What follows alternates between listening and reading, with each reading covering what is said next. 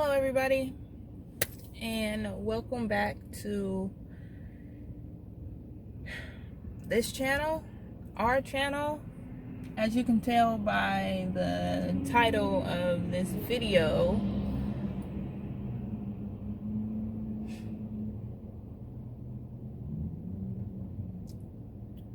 my wife died. The mother of my child is gone.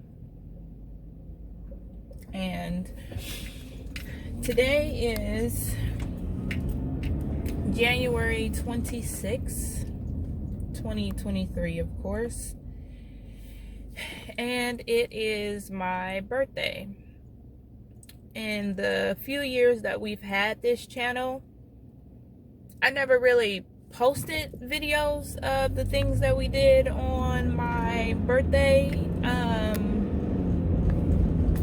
just because I really enjoyed the day with my wife and the things that she would do for me on my birthday all throughout my life ever since I turned 18. I was never big on celebrating my birthday. It wasn't something that was fun to me. I never threw big parties. I never had celebrations. I never really, did any of that hurrah stuff. But when we got together, my wife would make such a big deal out of my birthday. And I'm totally trying to get through this video without crying, because as you can see, I am driving.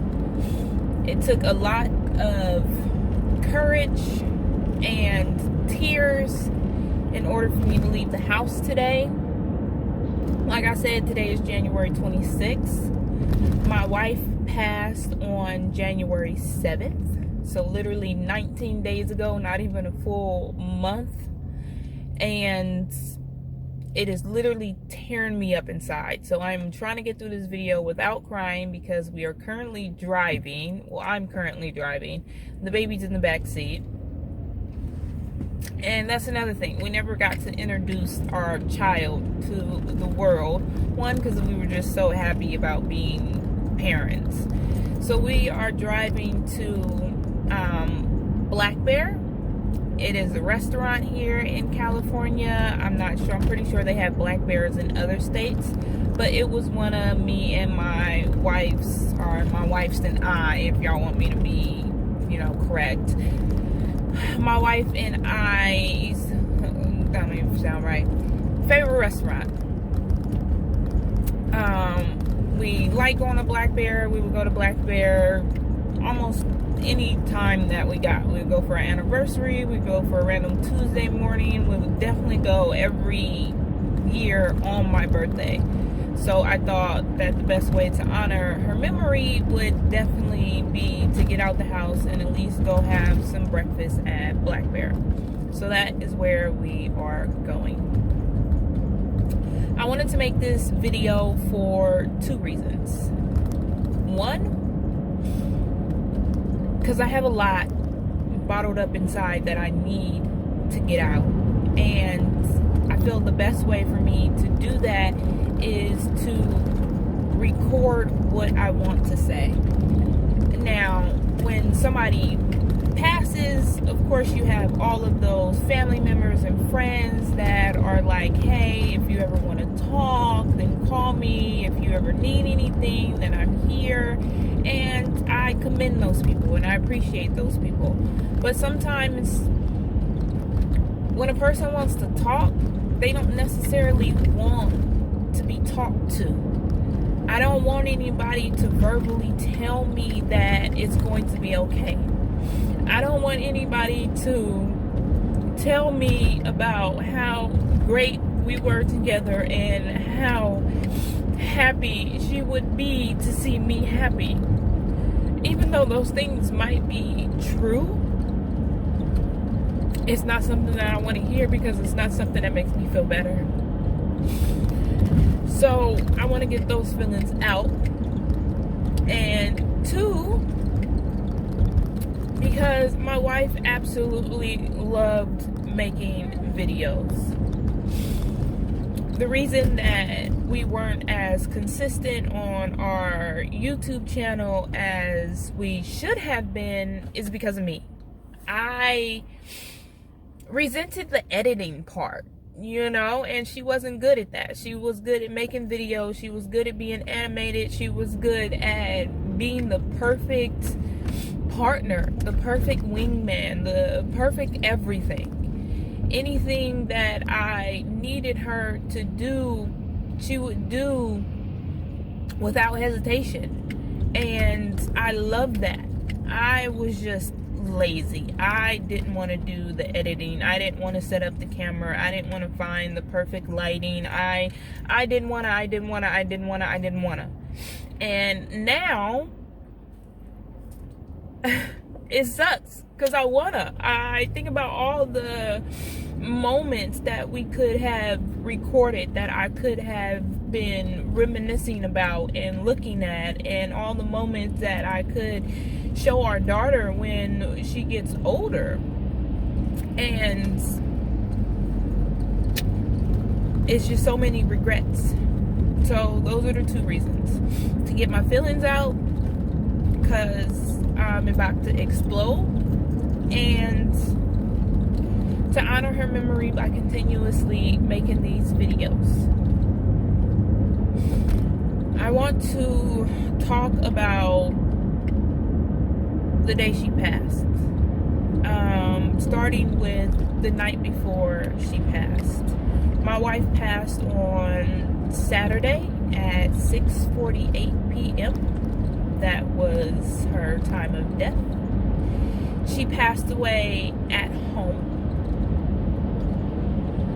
Friday night was a very difficult night for her. She could not get comfortable. She did not sleep. She wasn't necessarily in pain, but she was experiencing a whole lot of discomfort. All through our relationship, my wife would tell me all through her life, she always had a high tolerance for pain and she rarely got sick. A week before she passed was when she ultimately started to not feel good.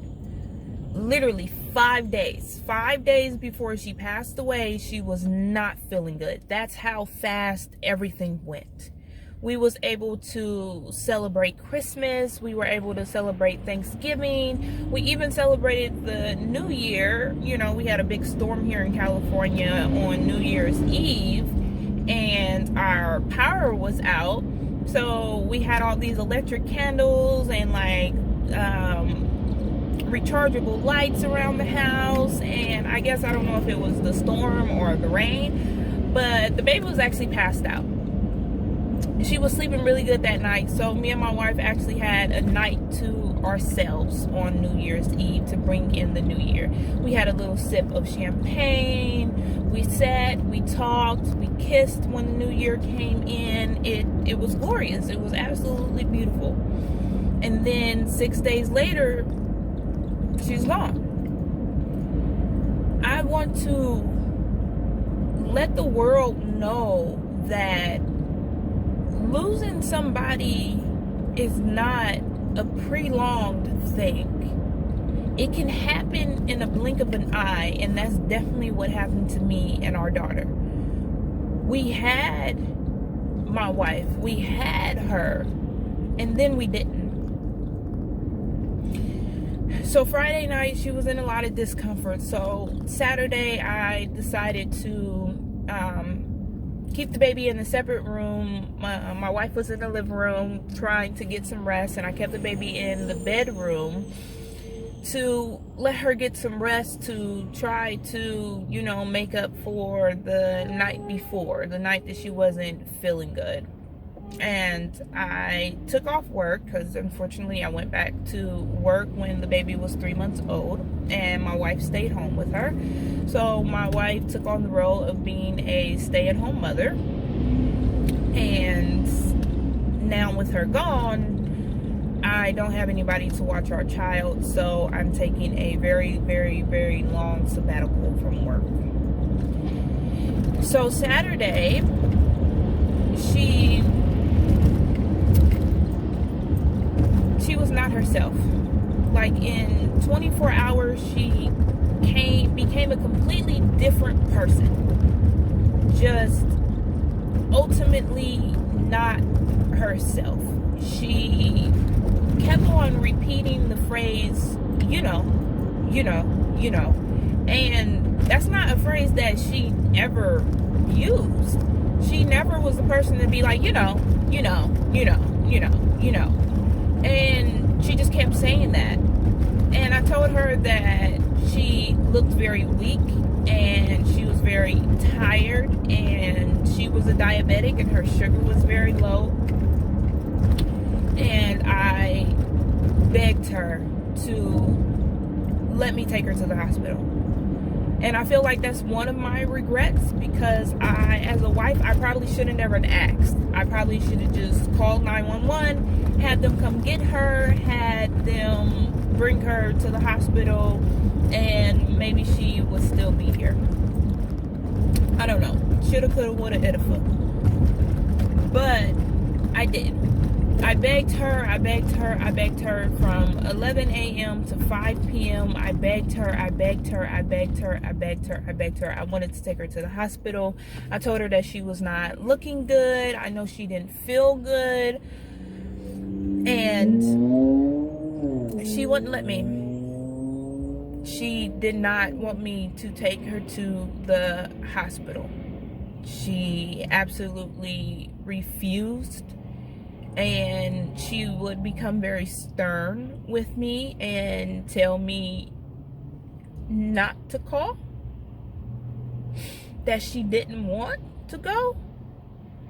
And we had scheduled her a doctor's appointment for Monday, so she just kept telling me that she wanted to make it to her doctor's appointment on Monday. She didn't want to go to the hospital today, Saturday.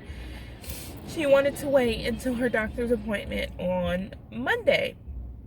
And I think that was for two reasons.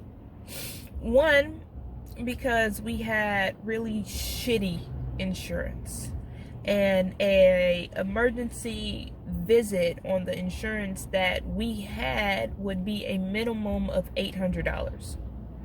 That might not seem like a lot to a lot of people, but me and my wife, when we were literally living paycheck by paycheck, trying to make it by $800 that we did not have was a lot.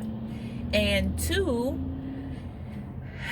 I don't think that she wanted me and our daughter to sit in the emergency room, especially at a time where there was a whole lot of sickness going around. You have that RVS for children and adults, and it was flu season, and just a whole heap of germs that was roaming around. So it was the fact that she didn't want to spend the money on an emergency visit, and she didn't want me and our daughter to potentially get sick by going to the emergency room.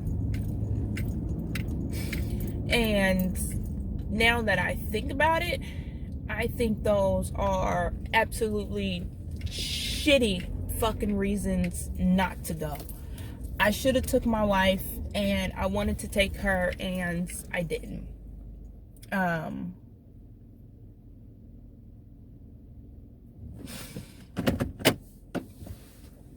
So before I head into Black Bear, and before this child wakes up, I'm gonna give you a little more details about how she was feeling on Saturday. So other than her sugar being really low and her begging me not to call 911 and not to take her to the emergency room, I felt it. I felt it in my heart. The baby knows I stopped the car. let me get in here. We're gonna go eat. We're gonna go eat, baby. And I'll continue this when I get back in the car. So we've just been seated at Black Bear, and for the first time at 5 months old, baby girl can. She's sitting in the high chair. She can sit up by herself. Very, very proud of that. Unfortunately, we haven't got to use the crayon phase. Are you going to color? Are you going to? I don't know. But my wife really loved the pancakes at Black Bear, so we are going to get some pancakes. And I know it's breakfast time, but I am going to get some a grilled chicken breast. Yes. Yes. Okay. Okay. And then we'll be right back to story time. All right. Back in the car. Breakfast was actually doable. Jaybird, we're okay. We're gonna go zoom zoom. We're gonna go zoom zoom. Yes, we're gonna go zoom zoom. She absolutely loves the car moving. Like, literally, if I could just drive around all night, I would be able to keep her asleep. All right, so I knew something was wrong. I knew deep down in my heart that something was wrong. I felt it. I knew that she wasn't acting like herself, but I didn't know why. I thought that it was a slight effect from having low sugar. I thought that she was just exhausted from the night before because she couldn't get comfortable. I felt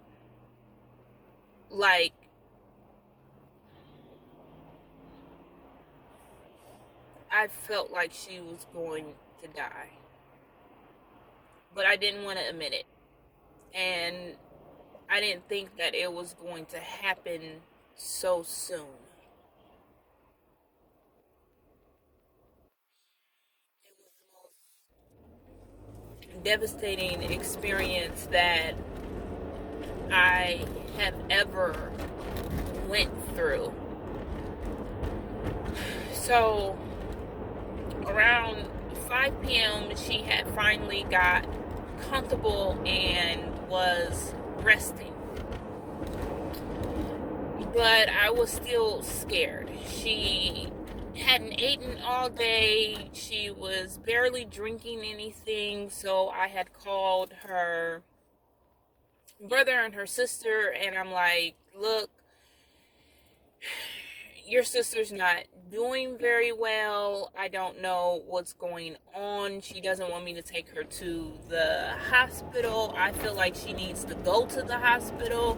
And her brother was like, well, whether she wants to go or not, if she needs to go, you need to take her. So I'm like, okay. He told me to call Kaiser Advice Nurse because that's the doctor insurance that we have, whatever. So I called the advice nurse, and she sends me through these series of questions, and basically she's like, well, I need you to check her sugar for me again. I check her sugar again, and it's extremely lower than it was before. Her sugar around the beginning of the day when I had first checked, it was 88. Which, if you're a diabetic or you know a diabetic, that's already extremely low. Sandra would get the shakes if her sugar was around 100, because all throughout her 20 years of having diabetes, it was higher. Like, on average, on a good day, her sugar was about like 198. So for it to be 88 at 11, it was already low. When I checked it, because the advice nurse asked me to, it had dropped down to 41. She told me that that was not good, and I needed to hang up the phone, and I needed to call 911, and I needed an ambulance to come get her. So I did that. I called 911. They went through a series of questions, asking me things, and the lady on the phone just kept on asking me if she was flat on her back and if she was breathing. The first 3 times she asked me, I stated yes, she's on her back, she's breathing, and then the baby started crying, so I was trying to give the baby a bottle while talking to the person on 911 while also attending to my wife. And the 4th time the lady asked me if she was flat on her back and if she was breathing, while all assuring me that paramedics was on the way. I told her yes, and then Sandra started snoring. So I told the lady on the phone, well, now she's snoring, so maybe she fell back to sleep, maybe she's feeling a little bit better, maybe she's snoring. And I'm like, that's a good thing, right? And before the lady on the phone could answer me, I answered myself and said, that's not a good thing. So the lady said that I needed to basically go over to her and make sure that she's still breathing. And as soon as I knelt down on the floor and I placed my hands on her face, she stopped breathing and her body went limp. And I began to shake her, and I was hysterical, and I was screaming, and I was crying. And then I started to tell the lady on the phone that she's not breathing anymore. She's not breathing. She's not breathing. She's not breathing anymore. And she told me that I needed to put the phone on speaker and put the phone down. And I needed to start chest compressions. So I started to do that.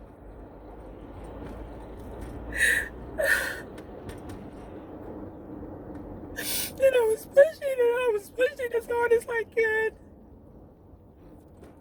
She never came back.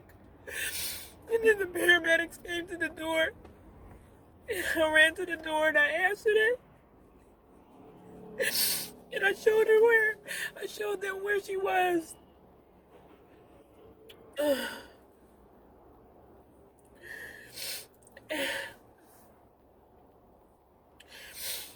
And they immediately started chest compressions as well. And they started an IV. And they gave her a shot of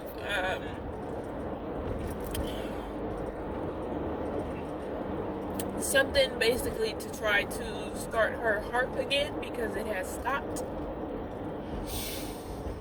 And I was just beside myself, and I was yelling at them, and I asked them why didn't they use the electronic, defibrillator thing, and they told me that her heart was too weak to do that, and her heart wasn't beating on its own, so they couldn't use that. So they just manually was doing chest compressions for 23 minutes. She laid there for 23 minutes and she never came back. She didn't breathe. She didn't, come back for a second or anything. Her heart just stopped. And it was the worst feeling in the world.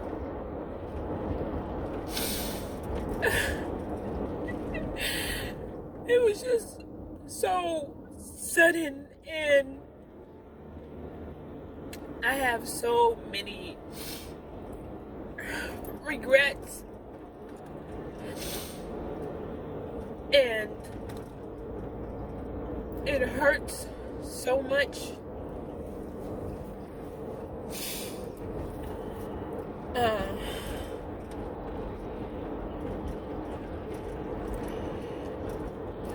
And if you've never had to deal with death up front, and you never had to watch somebody die, I don't wish it upon my worst enemy. I can't get that image out of my head. I want to remember my wife for the outgoing, funny, comedic person that she was. And that night, that day, that image of her laying there just still, I can't get it out of my head. And the day before, the things that she said and the movements that she made, it wasn't her. But I can't get that sound out of my head either. It's just,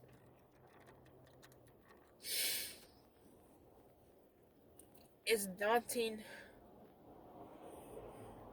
And if I could change anything at all, then I would have just called 911 sooner. Like, screw the fact that me and the baby would have been in the emergency room. Screw the fact that we would have to deal with a high medical bill. Screw all that. You know, I feel like a medical bill versus still having my wife here should not have been a choice. It should not even have been remotely a decision. Like, was her life worth saving $800? No. Was her dying worse than me and the baby being in the emergency room with her? No. I would have sat in the emergency room for hours. You know, I would have just made sure that the baby had everything that she needed to have, some diapers, some bottles, whatever, and we would have sat there with her. Because every time throughout our relationship that I had to go to the hospital or something was wrong with me, she never hesitated. She never hesitated.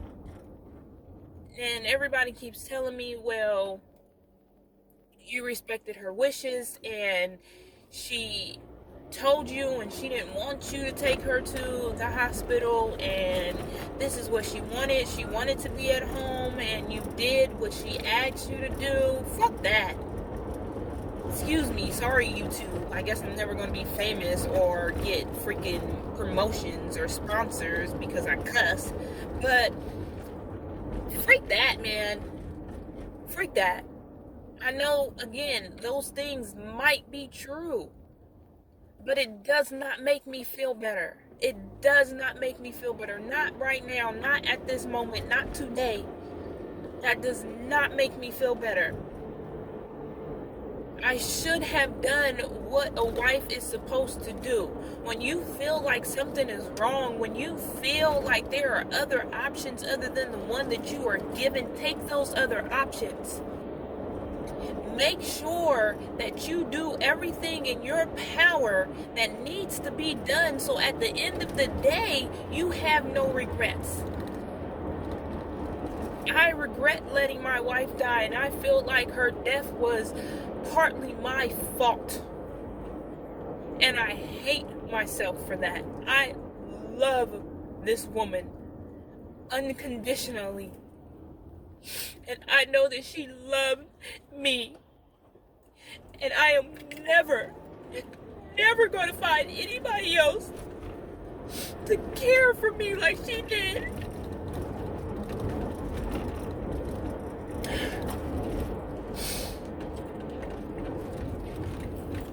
I'm still in disbelief that she is not here. It feels so unreal. Like I have no idea where she is and what she's doing, and she was never like a super religious type of person,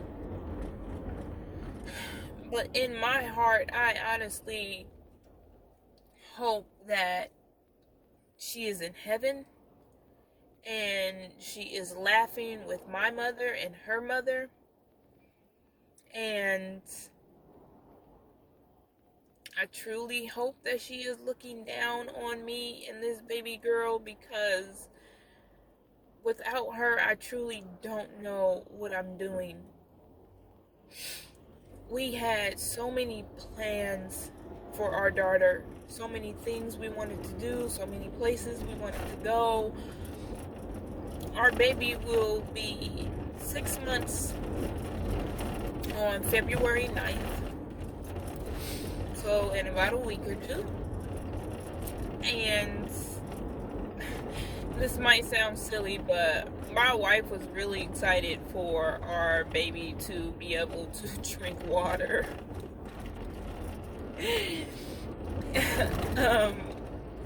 Just because we wanted to be one of those health conscious couples where we have our baby drink water and eat greens and green food and good stuff like that. And me and my wife made a promise that our baby isn't going to have chocolate or sweets until she's 1 year old.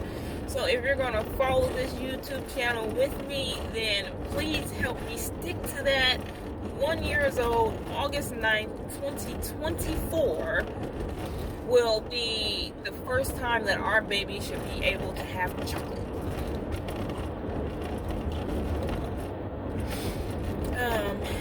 But I don't want this video to be too long, and like I said, I'm really bad at the editing, but I do have 2 videos that direly need to go up, so they possibly might go up after this video, which if so, then I apologize for the out of sequence things are going to be, but it is what it is, and I will honor my wife's memory by doing what she loved to do, even though I wasn't good at it. Thanks for watching, and I hope you tune in to follow the journey of me being a single mom, a widow, and a modern day working woman.